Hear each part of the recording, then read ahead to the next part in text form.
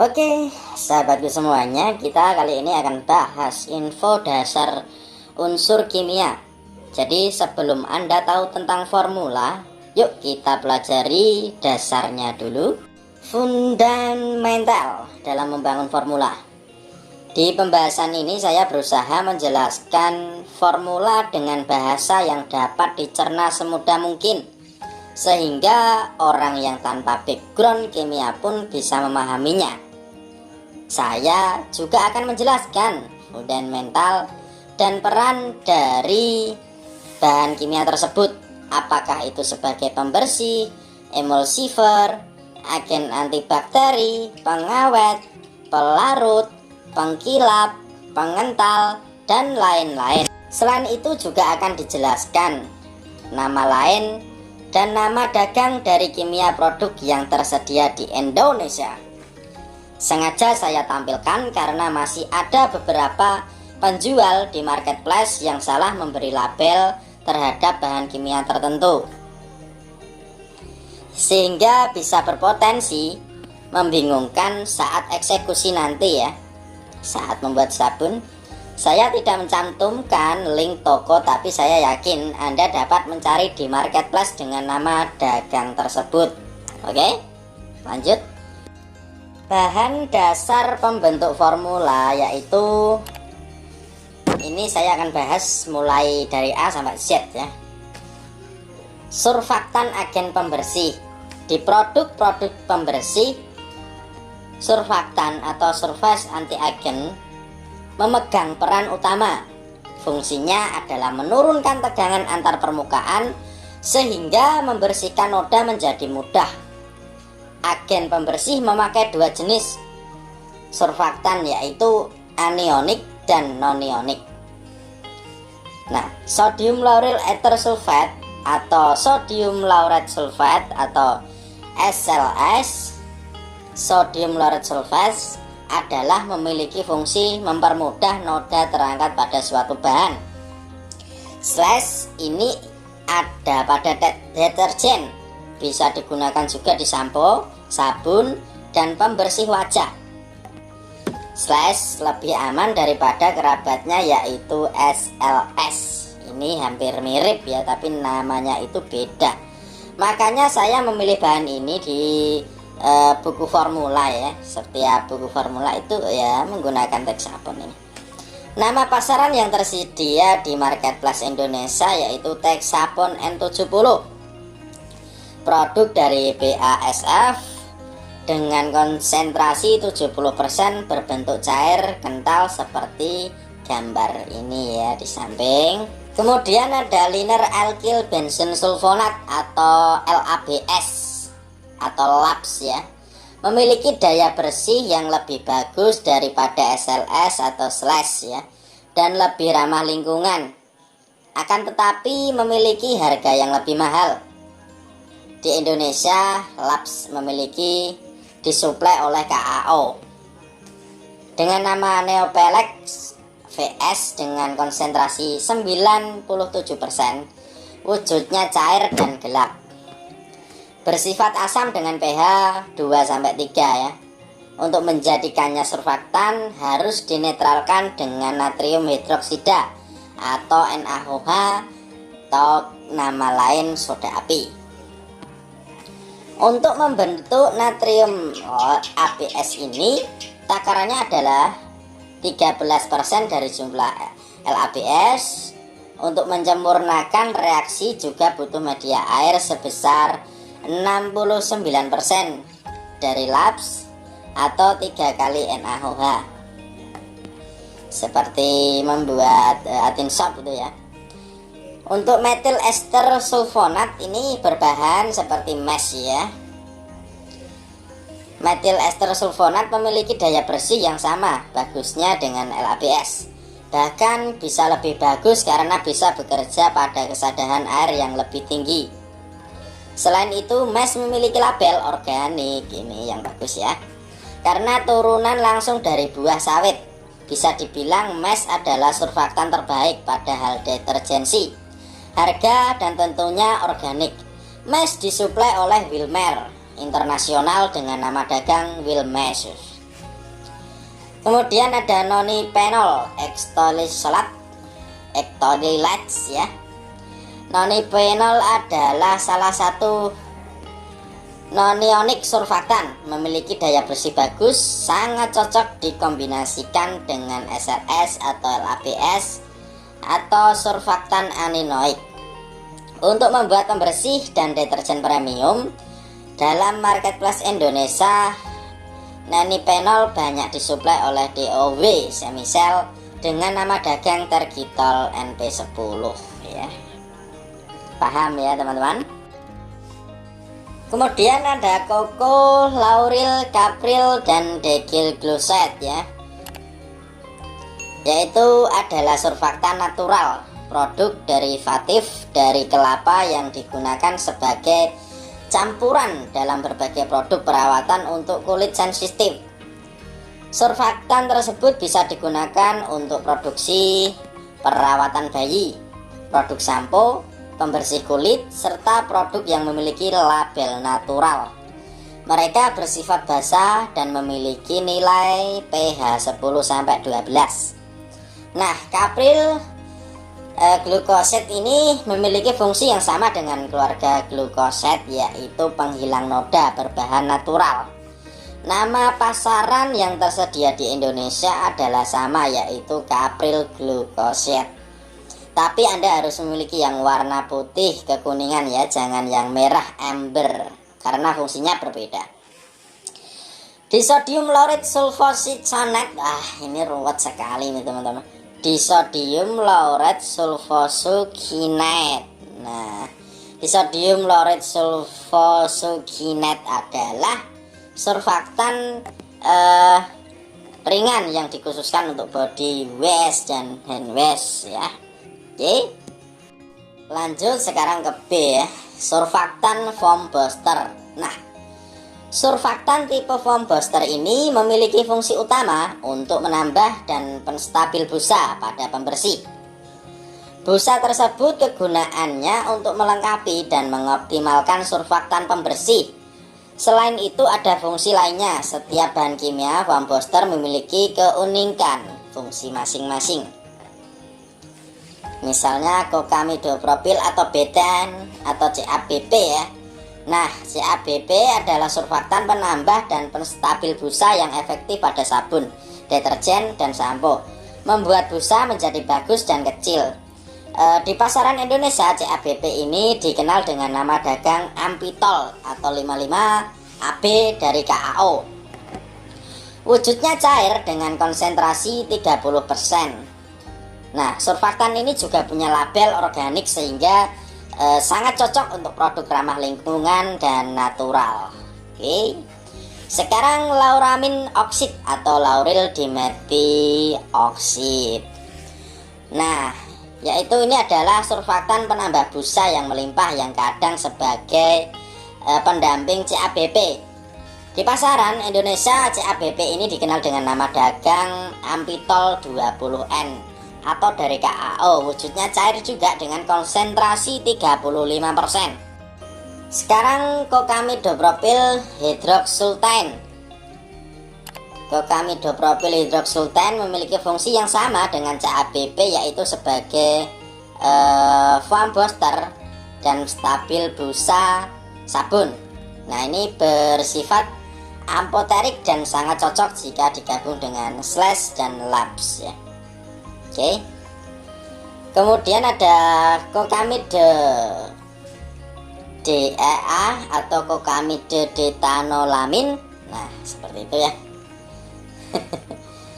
Kokamidea adalah surfaktan penambah busa sekaligus memiliki fungsi ganda sebagai emulsifier dan pengental ya. Kadang digunakan sebagai pendamping lauramin oksid. Di pasaran Indonesia dikenal dengan nama dagang Kamperlan atau KD. Ini produk dari BASF. Wujudnya cair dengan konsentrasi 35%. Orang lapangan ada yang menyebutnya dengan Kamperlan. dan orang awam kadang menyamakannya dengan ampitol, padahal itu bahan kimia yang berbeda walaupun sama-sama foam booster, teman-temanku. Itulah gunanya, perlu diluruskan supaya tidak bingung memilih formula. Oke, sekarang ke C. Nah, ini tentang emulsifer. Emulsifer memegang peranan paling penting untuk menjaga kestabilan produk atau agar tidak buyar, ya, bisa menyatu, begitu maksudnya. Emulsifer bisa mencampur zat yang larut dengan minyak atau oil based, ya, dengan air. Mencampur zat yang larut di air atau water based dan mencampur oil based dengan water based. Nah, ketiga situasi di atas ini, jika tanpa dicampur emulsifer maka formula akan buyar dan tidak akan tercampur. Jadi emulsifer menurut saya adalah elemen paling penting. Maka dalam melakukan pencampuran ketiga kondisi di atas, Anda pastikan memakai emulsifer. Kemudian ada silikon emulsi. Nah, ini silikon emulsi memiliki fungsi pencampur emulsi silikon dan minyak oil base, ya, dengan air water base. Memiliki fungsi multiguna dengan sering digunakan untuk produk otomotif. Silikon emulsi itu sendiri juga banyak dicampur air saja, sudah bisa digunakan sebagai semir ban water base. Silikon emulsi kental bisa menjadi opsi pengental pada produk Anda. Polisorbate 20 dan 80. Polisorbate juga mempunyai fungsi pencampurkan zat minyak dengan air. Di pasaran Indonesia, polisorbate ini dikenal dengan nama dagang Twin 20 dan Twin 80. Kemudian ada propilen glikol, ya. Untuk propilen glikol adalah zat cair sintetis yang menyerap air dan dapat melarutkan zat lebih baik daripada air. Propilen glikol memiliki warna bening dan kental. Selain sebagai emulsifer, dia juga mempunyai fungsi melembabkan dan yang sangat bagus untuk kulit sensitif. Propilen glikol memiliki beberapa grade, yaitu food grade diperuntukkan untuk makanan, serta kosmetik grade yang diperuntukkan ke tubuh, serta grade farmasi yang diperuntukkan untuk obat-obatan. Lalu di sini ada gliserin atau vegetable glycerin. Memiliki fungsi hampir sama dengan propilen glikol, yaitu sebagai emulsifer, mempercepat reaksi, melembutkan kulit, ya. Gliserin salah satu perannya adalah dicampurkan dengan zat pengental seperti kantan gum dan HIC sebagai pengental sabun, ya. Sedangkan vegetable glycerin didapat dari tanaman seperti zaitun, kelapa, dan lain-lain, sehingga cocok untuk pengemulsi produk berlabel organik, oil base seperti essential oil dan vitamin E. Kemudian ini sampai D, ya. D ini builder. Builder memiliki fungsi meningkatkan daya bersih pada deterjen dan pembersih lainnya. Air yang dipakai untuk pencampur deterjen memiliki kandungan mineral seperti kalsium dan magnesium yang akan bereaksi dengan surfaktan, sehingga mengurangi kinerja dan daya bersih. Cara kerja builder adalah dengan mengurangi mineral tersebut sehingga daya bersihnya menjadi maksimal. Builder yang kita gunakan adalah sodium tripoliphosphate atau STPP, tetrasodium atau 4Na, EDTA, dan 2Na juga bisa, dan natrium sitrat, sodium sitrat, semuanya berbentuk dalam bubuk. Sekarang kita E. Di sini ada enzim dan stabil enzim. Enzim pada deterjen digunakan untuk menghancurkan noda membandel sehingga mudah untuk dibersihkan. Untuk menghilangkan noda darah, BAB, dan bekas keringat, memakai enzim protease, enzim lipase membantu menghilangkan noda, oli, dan gres atau gemuk. Untuk menghilangkan noda tanah dibantu dengan enzim amylase. Kemudian untuk mencerahkan pakaian dibantu dengan enzim kelolase ya. Enzim sangat rentan terhadap cairan. Syarat agar enzim stabil dalam larutan adalah pH dengan 7-9.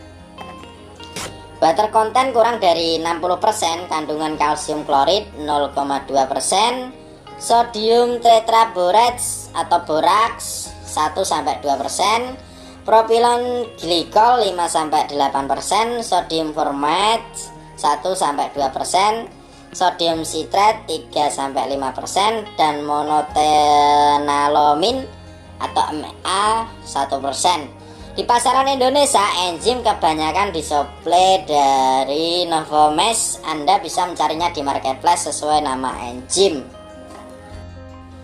Sekarang F. Di sini ada pengawet.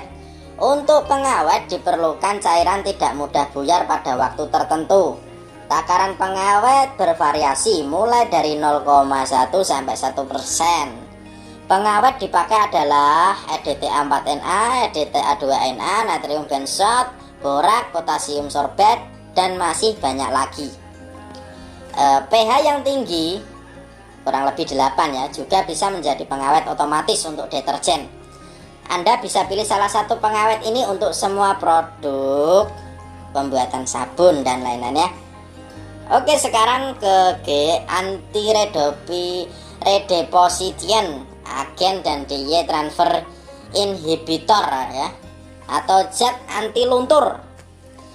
Di mesin cuci pakaian akan saling bergesekan ya, dan bersinggungan kembali dengan kotoran. Selain itu, pakaian yang cerah sangat rentan terkena lunturan oleh pakaian yang lain. Nah, zat ini meminimalisir terjadinya hal tersebut. Anti redepositioning agen mencegah kotoran yang dibersihkan kembali menempel ke baju. Zat anti luntur menjaga warna agar tidak luntur ya. Untuk zat anti luntur kita memakai polyvinyl propylidone atau PFP K30. Sedangkan untuk anti redepositioning agen kita memakai carboxymethyl kelose atau CMC. Keduanya tersedia di marketplace Indonesia. Kalau di online shop itu banyak dicari ya, namanya PFP K30. Di H sekarang ya, agen pengental. Untuk membuat deterjen seolah-olah sangat konsentrat ya, maka diperlukan pengental. Ini adalah trik marketing yang turun-temurun diyakini oleh konsumen, begitu ya.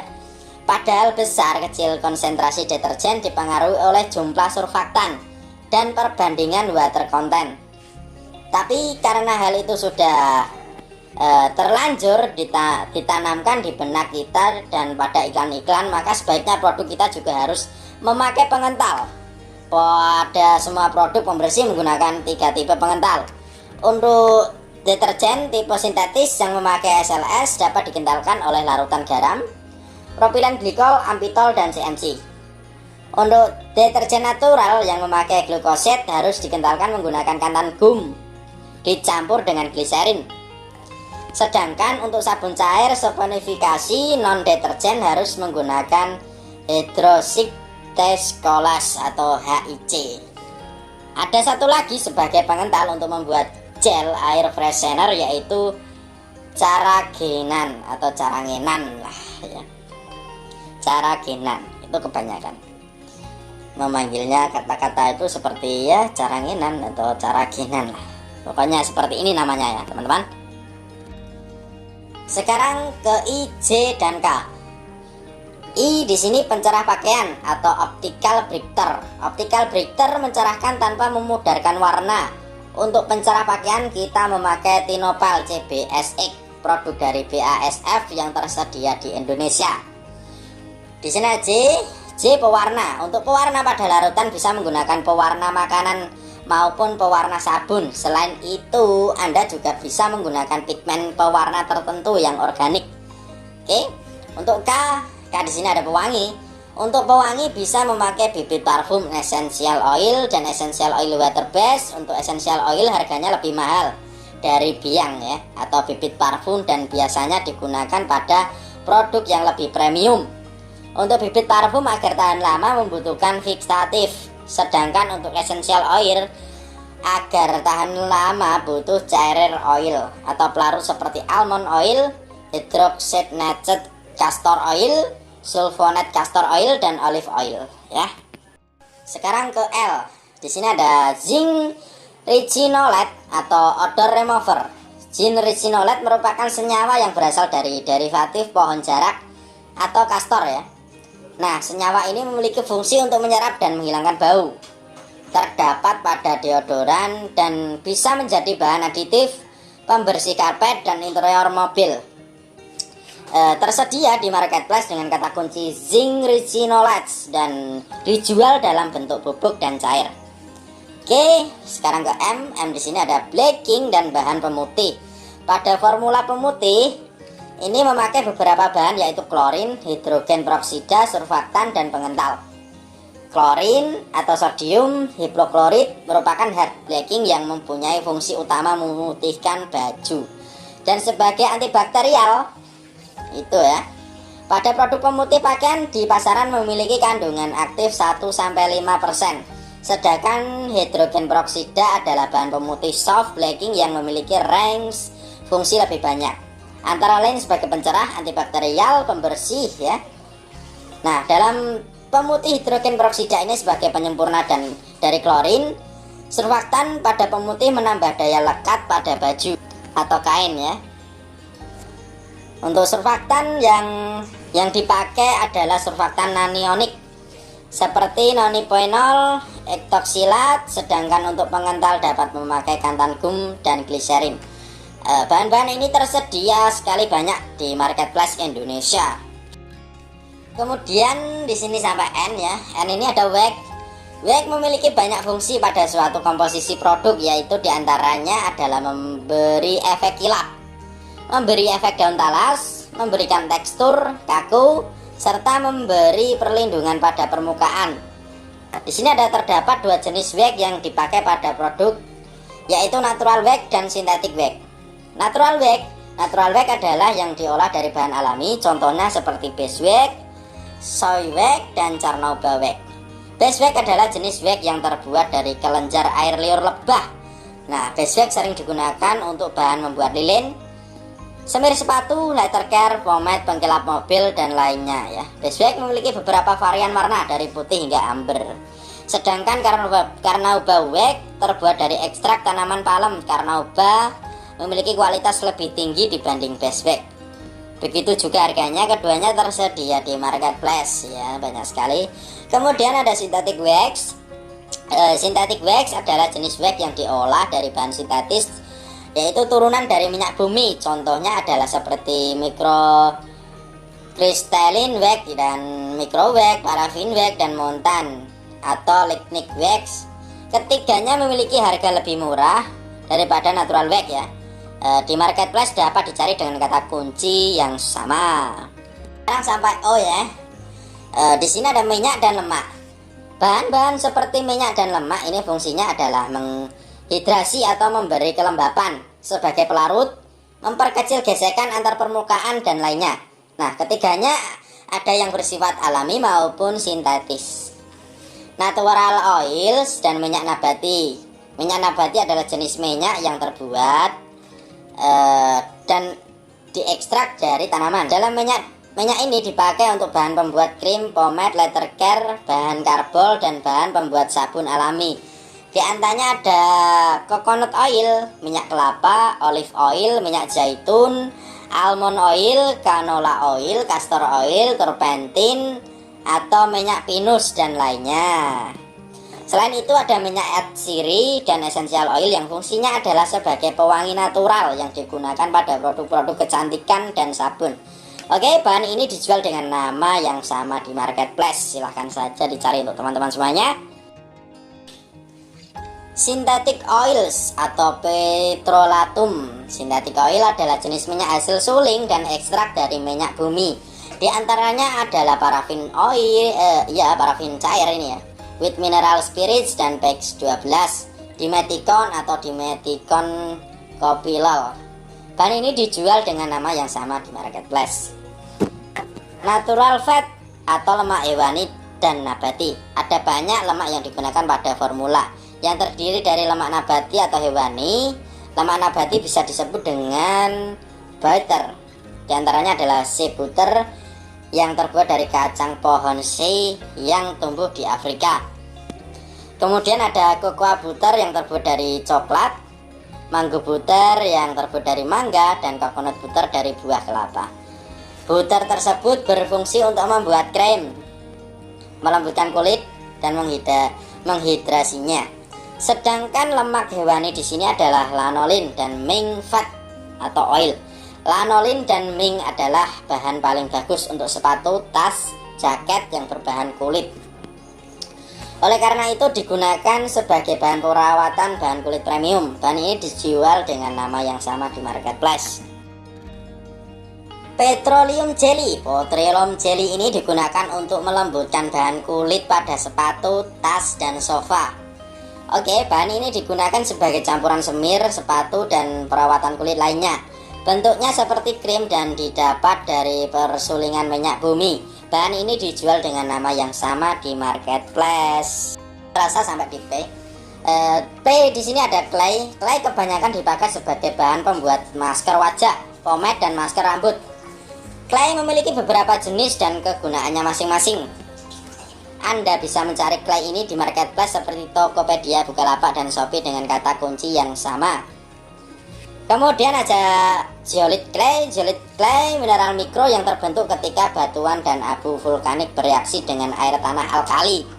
Tanah liat jenis ini memiliki tekstur yang sedikit lebih padat daripada kebanyakan tanah liat dan memiliki daya serap yang bagus. Zeolite clay bisa mengelupas kulit mati dengan lembut. Cocok untuk eksfoliasi bagi Anda yang memiliki tipe kulit normal hingga berminyak. Kemudian ada bentonite clay. Bentonite clay adalah jenis tanah liat yang dihasilkan dari abu vulkanis. Biasanya diambil dari daerah letusan gunung berapi. Bentonite memiliki tekstur licin, cocok untuk sabun cukur. Bentonite juga memiliki kemampuan menyerap minyak yang sangat baik, sehingga paling cocok untuk kulit yang sangat berminyak. Oke. Kemudian ada French grain clay. Clay jenis ini paling umum digunakan untuk masker wajah di spa ya dan salon. Clay ini memegang ada di Prancis dan memiliki warna kehijauan. French green clay sangat baik untuk perawatan kulit berminyak dan mengencangkan pori-pori kulit serta membantu mengurangi keriput halus. Kemudian ada Diatomaceous earth. Serbuk kaya manfaat untuk detox dan banyak lainnya. Default grade ya, atau dikenal pula sebagai diatomite, adalah sejenis batu sedimen silika. Sedimen ini terbentuk dari cangkang diatom, alga satu sel yang ditemukan di plankton. Yang memosil Diatomaceous earth ini sangat bermanfaat untuk detox wajah dan rambut. Kemudian di sini ada pembahasannya adalah alkohol. Alkohol adalah bahan yang memiliki banyak manfaat. Di antaranya adalah sebagai pelarut, antibakteri, sebagai mempercepat reaksi, dan lainnya. Jenis alkohol yang dipakai di sini adalah etanol 96% dan isropanol, isopropil alkohol. Isropanol juga memiliki fungsi sebagai penghilang foam atau busa yang membuat sabun batang. Ya. Alkohol memiliki 3 grade, yaitu food grade, cosmetic grade, dan alkohol teknis. Di sini kita memakai jenis alkohol yang cosmetic grade dan alkohol teknis. Oke, di sini pembahasannya sampai R ya. R bahan-bahan lainnya metil salicilat. Metil salicilat merupakan obat antiinflamasi non-steroid atau OINS yang digunakan dengan cara dioleskan atau ditempelkan ke kulit di bagian tubuh yang terasa nyeri. Obat ini bekerja dengan cara memberikan sensasi hangat pada kulit sehingga rasa sakit di area tersebut bisa teralihkan. Metil salicilat di Indonesia dikenal dengan nama minyak gondopuro atau gandapura. Bahan bisa Anda temukan di marketplace. Kemudian ada camphor atau campora. Camphor atau campora adalah senyawa yang berasal dari pohon campor, atau dalam bahasa latinnya dapat disebut sebagai Cinnamomum campora. Secara tradisional, campur digunakan sebagai obat sesak nafas ya, dan pengobatan untuk antiinflamasi seperti asma dan nyeri otot. Kamper di Indonesia juga sebagai bahan kapur barus, bahan bisa Anda temukan di marketplace juga. Metil kristal senyawa mentol ini terdapat di dalam daun mint yang memiliki nama latin Mentha arveniensis. Dari daun mint tersebut bisa didapatkan kristal mentol secara alami. Mentol memberi efek semriwing ya, atau menyegarkan pada produk balsam dan lainnya. Bahan bisa Anda temukan di marketplace juga. Kemudian ada monotanolamin atau MIA. Monotanolamin digunakan untuk membuat sabun untuk digunakan dalam krim tangan, krim kosmetik, krim pembersih, krim cukur, dan sampo. Juga untuk pelarut deterjen cair. Bahan bisa Anda temukan juga di marketplace. Kemudian ada trichloroethylene ya. Jadi trichloroethylene ini digunakan sebagai pelarut untuk degreasing bagian logam selama pembuatan berbagai produk. Hal ini dapat ditemukan dalam produk konsumen termasuk beberapa selesai kayu, perekat, penghilang cat, dan pelarut, serta pembersih lantai berbahan parkit atau parquet. Bahan bisa Anda temukan di marketplace. Kemudian ada benzalkonium klorid atau BKC ya. Benzalkonium klorid memiliki fungsi sebagai antibakteri dan anti jamur. Bahan bisa Anda temukan di marketplace juga. Ini adalah BKC. Tocopherol atau vitamin E. Tocopherol atau vitamin E adalah jenis vitamin yang berfungsi untuk memelihara kesehatan kulit dan rambut. Kemudian ada panthenol atau vitamin B5. Panthenol sendiri adalah bahan kimia yang dibuat dari pantothenic acid atau vitamin B5. Panthenol bisa meningkatkan kelembapan, elastisitas, dan kelembutan kulit. Kemudian ada niacinamides atau vitamin B3. Niacinamides adalah berbentuk dari niacin atau B3 yang berfungsi untuk mengatasi masalah kulit seperti keriput dan memberikan manfaat antiinflamasi. Zat yang satu ini dapat ditemukan pada produk perawatan rambut dan kulit. Oke, sekarang sudah sampai es ya. Es bahan yang perlu diperhatikan keamanan atau safe induction. Bahan-bahan ini memiliki perhatian khusus bagi kita karena bahan ini memiliki efek yang cukup berbahaya bagi jika kontak langsung dengan tubuh ya. Oleh karena itu perlu kehati-hatian dan harus memakai alat pengaman seperti masker, kacamata, goggle, apron, dan sarung tangan karet.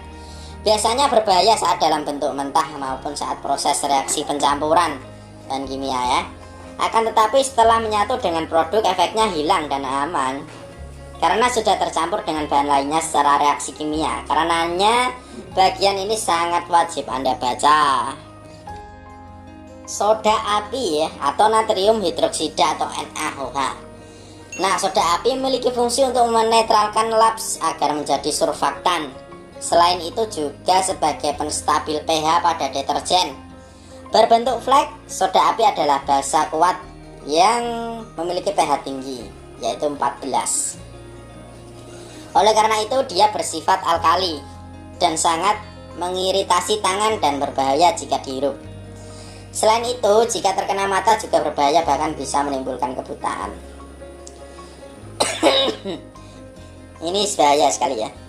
Nah, jika tertelan akan menimbulkan keracunan. Oleh karena itu kita wajib memakai pelindung khusus seperti kacamata safety, sarung tangan karet, apron, dan masker ya. Namun jika soda api sudah tercampur hingga sempurna pada produk, maka unsur bahaya itu hilang seutuhnya ya. Sisa soda api yang ada di produk dapat dinetralkan dengan citrun atau citrit acid.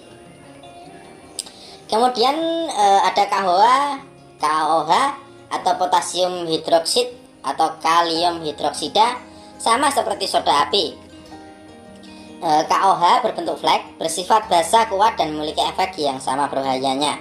Maka Anda wajib memakai alat pengaman seperti kacamata, masker, sarung tangan karet, dan apron. KOH digunakan sebagai bahan pereaksi dalam membuat sabun berbasis minyak nabati. Melalui proses saponifikasi, KOH akan hilang setelah proses reaksi. Dan jika masih ada sisa, maka dinetralkan dengan citrun. Lalu ada asam fosfat atau fosforik acid. Asam fosfat adalah asam kuat yang memiliki pH rendah, yaitu 1-3. Asam fosfat bersifat korosif dan berbahaya jika dipegang terhirup, terkena mata, apalagi tertelan. Asam fosfat dipakai untuk menghilangkan karat, maka sangat berbahaya jika terkena tubuh. Maka Anda wajib memakai alat pengaman seperti kacamata, masker, sarung tangan, karet, dan apron.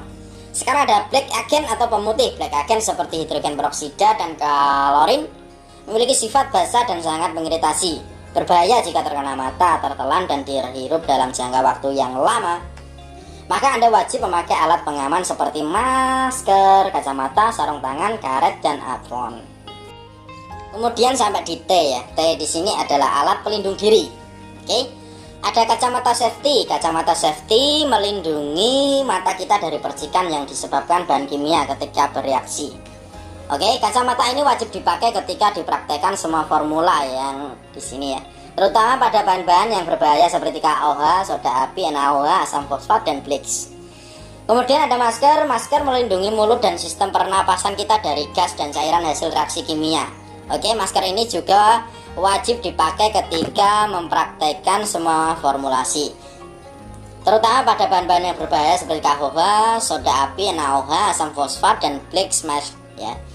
Masker yang bagus contohnya seperti masker N95 ini ya, karena mampu menahan gas kimia.